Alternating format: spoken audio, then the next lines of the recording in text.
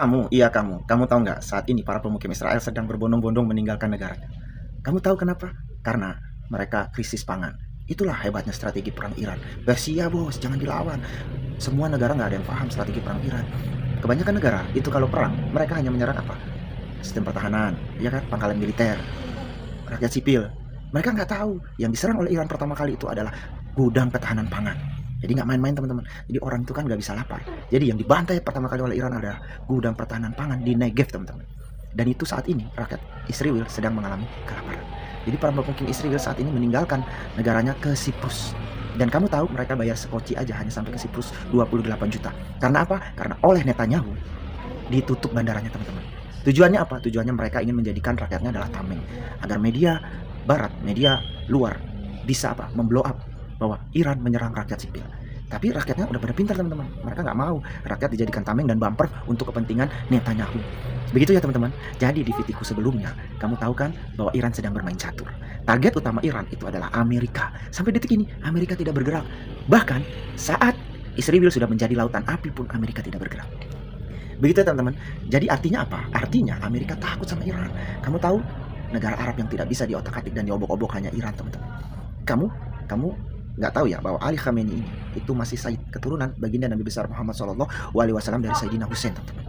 Begitu ya, jadi api jihad mereka nggak main-main. Kalau kamu bicara tentang hubungan Israel dan Iran pada masa lampau dekat, itu karena apa? Itu karena pemerintahannya itu bukan Ayatollah Khamenei. Ingat ya, itu Pahlavi itu mereka menganut sistem liberal, jadi pro barat teman-teman, ke barat-baratan.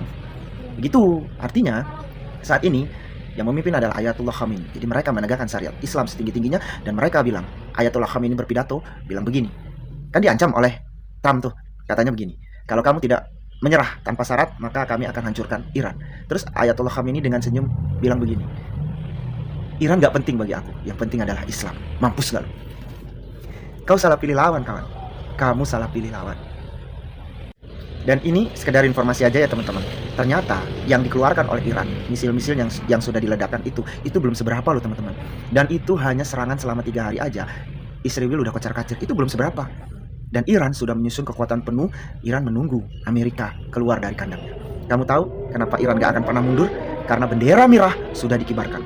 Dan dalam tradisi nenek moyang Iran, jika bendera merah sudah dikibarkan, maka mereka tidak akan mundur selangkah pun. Gak main-main loh teman-teman. Bendera merah itu bertuliskan tulisan Arab ya, yang artinya kalau kita artikan menuntut balas dendam atas kematian Sayyidina Hussein. Begitu ya teman-teman. Itu semacam tradisi, sebenarnya itu simbolis. Ungkapan kalimat tersebut sebenarnya simbolis, tapi itu sakral bagi rakyat Iran. Sakralnya apa? Jadi itu adalah simbol perjuangan, simbol darah yang mendidih untuk apa? Untuk bertempur. Jadi kalimat itu jangan diartikan secara letterlek ya teman-teman. Sebaiknya kita artikan gini aja. Itu adalah sebagai cambuk pemicu untuk kita siap berperang dan gak akan mundur. Ini gak akan mundur karena bendera merah sudah dikibarkan, maka Iran gak akan mundur selangkah pun, apapun resikonya, bahkan kematian. Mereka ini udah berpikir mereka mati pun tidak takut teman-teman. Jangan macam-macam ya dengan Iran. Itu belum seberapa loh. Ada nuklir yang ditanam di bawah tanah. Itu kalau diledakkan ke Israel, bahkan Amerika pun bisa rata dengan tanah, termasuk Israel. Jadi sebagai contoh aja ya, bahkan Iron Dome-nya yang dibanggakan oleh Israel ditembus dengan sangat mudah oleh Iran teman-teman. Begitu ya teman-teman. Kita lihat apa yang akan terjadi nanti. Saya cuma ingin menunggu Amerika keluar dari kandangnya. Tapi kita belum tahu ya, jika Amerika keluar dari kandangnya, maka Pakistan sudah mengumumkan di publik dan banyak beritanya, Pakistan siap tempur. Pakistan ada di barisan Iran. Dan Korea Utara sudah mengirimkan rudalnya, dan juga China sudah menyiapkan pangkalan militernya, dan juga Rusia teman-teman. Jadi Rusia, Pakistan, Korea Utara, dan juga China sudah menyiapkan beberapa kekuatan militernya, termasuk rudal-rudalnya sudah siap. Gitu ya teman-teman. Jadi tinggal nunggu komando dari Ayatollah Khamenei, maka perang dunia ketiga akan terjadi. Ingat ya, Inggris dan Prancis pun gak berkutik. Apalagi Amerika. Inggris dan Prancis pun gak berkutik, apalagi Amerika. Jadi mereka ini saat ini sedang ketar-ketir teman-teman. Dan kamu tahu, rakyat Amerika sedang demo besar-besaran di Amerika sekarang, menuntut pemakzulan Trump. Ini gak main-main loh teman-teman. Karena mereka gak mau jadi korban, karena mereka tahu siapa itu Iran. Kamu tahu kan Irak, kamu tahu. Salah ya teman-teman. Kalau ada yang bilang di video saya katanya Syiah membantai Sunni, itu kamu gak belajar sejarah teman-teman. Kamu belajar sejarah dulu ya, supaya kamu bisa bernarasi seperti itu.